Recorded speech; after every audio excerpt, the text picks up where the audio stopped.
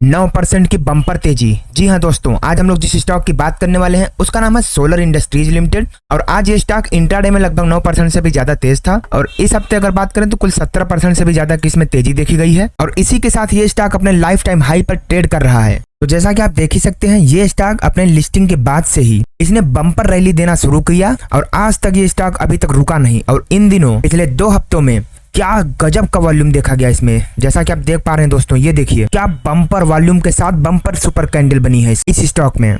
बाकी दोस्तों हम इसके चार्ट के एनालिसिस आगे वीडियो में करने वाले हैं, लेकिन पहले चलकर हम इसकी फंडामेंटल एनालिसिस देख लेते हैं। तो जैसा कि आपको पता है दोस्तों, कंपनी का नाम है सोलर इंडस्ट्रीज इंडिया लिमिटेड। 8,856 रुपए इसका मार्केट प्राइस चल रहा है और इंट्राडे में इसने काफी अच्छी तेजी के बाद लगभग 9% का इसने क्लोजिंग दिया है। इसकी जो मार्केट का वैल्यू है वो 79,780 करोड़ का है, यानी कि 79,780 करोड़ का। स्टॉक पी इसका 98.9 है, जो कि अगर वैल्यूएशन में देखें तो थोड़ा सा ओवर वैल्यू है, लेकिन इसका जो आरओसीई है वो काफी बेहतरीन है, 34.7%। एंड सेम आरओई यानी कि रिटर्न ऑन इक्विटी भी इसका 33.4% का है, जो कि बहुत ही बेहतरीन है। बाकी दोस्तों अगर हम इसके पिछले 1 साल के हाई लो की बात करें तो 3,453 रुपए का इसका लो था और 8,989 रुपए का इसने हाई लगाया है। बाकी कंपनी के बारे में बता दूं तो solar industries bulk explosives, packaged explosives and initiating systems में एक वर्ल्ड लीडिंग मैन्युफैक्चरर है, जिसके प्रोडक्ट्स का यूज माइनिंग में, इंफ्रास्ट्रक्चर में एंड कंस्ट्रक्शन इंडस्ट्रीज में बहुत ही अच्छी मात्रा में होता है। तो अगर हम इसके बिजनेस सेगमेंट में देखेंगे तो इसका जो मेन काम है वो इंडस्ट्रियल एक्सप्लोजिव्स का है।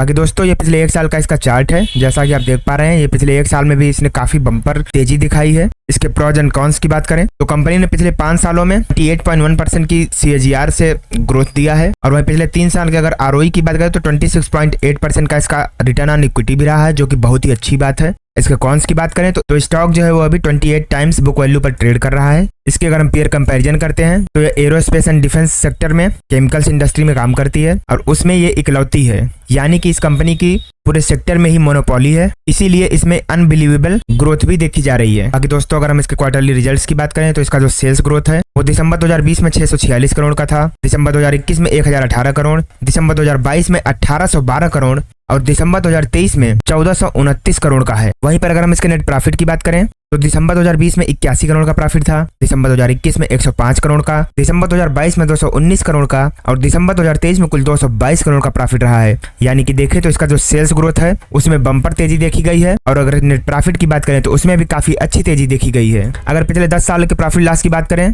तो इसका जो सेल्स ग्रोथ है वो मार्च 2012 में 910 करोड़ का था, मार्च 2015 में 1276 करोड़, मार्च 2018 में 1916 करोड़, मार्च 2021 में 2516 करोड़ और करंट में बात करें तो कुल 6387 करोड़ का है। वहीं पर नेट प्रॉफिट की बात करें तो जहां मार्च 2012 में 101 करोड़ का प्रॉफिट था, मार्च 2015 में 156 करोड़ का प्रॉफिट, मार्च 2018 में 234 करोड़ का प्रॉफिट, मार्च 2021 में 288 करोड़ का प्रॉफिट, वहीं पर अगर करंट में बात करें तो कुल 853 करोड़ का प्रॉफिट है। इसका जो CAGR है वो काफी बेहतरीन रहा है। अगर हम पिछले 10 सालों की बात करें तो 48% की रेट से, पिछले 5 सालों में बात करें तो 54% की रेट से, पिछले 3 सालों में 88% की रेट से और पिछले 1 साल में तो 136% की रेट से इसने कंपाउंड एनुअल ग्रोथ रेट है। नो डाउट स्टॉक मार्केट में इसने बहुत ही बेहतरीन रिटर्न्स दिए हैं। इसके अगर हम बोरोइंग्स की बात करें तो मार्च 2012 में 256 करोड़ का उधार था, मार्च 2015 में 371 करोड़ का उधार, मार्च 2018 में 518 करोड़ का उधार, मार्च 2021 में 808 करोड़ का और अगर करंट में बात करें सितंबर 2023 तक तो 1057 करोड़ का इसमें इस कंपनी के ऊपर उधार भी है। बाकी अगर हम टोटल एसेट की बात करें तो मार्च 2012 में 899 करोड़ का एसेट था, मार्च 2015 में 1389 करोड़ का,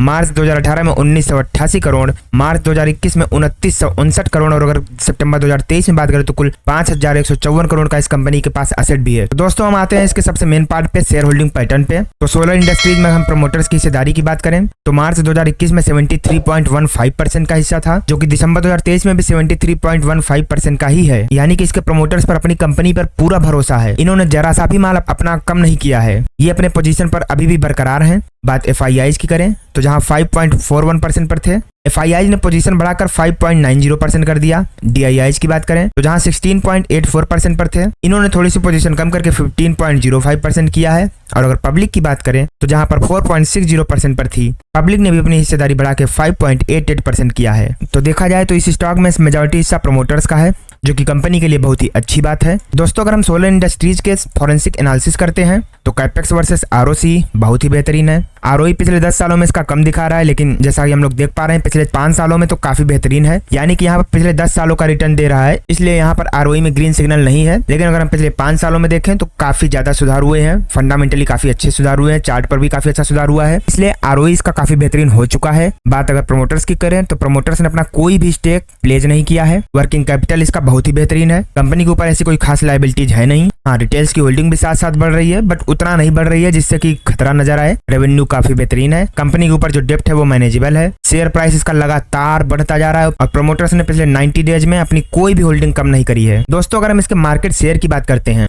तो बल्क एक्सप्लोजिव्स में कंपनी का 28% का मार्केट शेयर है और एक्सप्लोजिव एक्सपोर्टेड फ्रॉम इंडिया में 70% का मार्केट शेयर, यानी कि जो एक्सप्लोजिव्स इंडिया से बाहर एक्सपोर्ट किए जाते हैं उसमें से लगभग 70% सोलर इंडस्ट्रीज का होता है। इसके रेवेन्यू की बात करें तो इसका जो प्रोडक्ट है वो एक्सप्लोजिव्स में 83.5% एंड इनिशियल सिस्टम्स में 16.5%। बात लोकेशन की करें तो इंडिया से 57% का बिजनेस आता है and rest of the world से 43% का बिजनेस आता है। इसकी अगर हम कस्टमर वाइज ब्रेकअप करें तो exports and overseas 44%, housing and infra में 18%, non CIL and institutional 17%, coal India 16%, defence sector 4% and asset का ब्रेकअप करें तो इंडिया में 77.4% का एसेट है एंड आउटसाइड इंडिया 22.6% का। इसकी अगर हम ऑर्डर बुक की बात करें तो कोल इंडिया 62% का एंड डिफेंस को ये 38% का प्रोडक्ट सेल करती है। तो दोस्तों, वापस हम इसके चार्ट पर आ चुके हैं। तो जैसा कि आप देख पा रहे हैं इस स्टॉक में बहुत ही अच्छा पैटर्न बनता है, उसके बाद ब्रेकआउट आता है, फिर ये स्टॉक पैटर्न बनाता है, ब्रेकआउट आता है,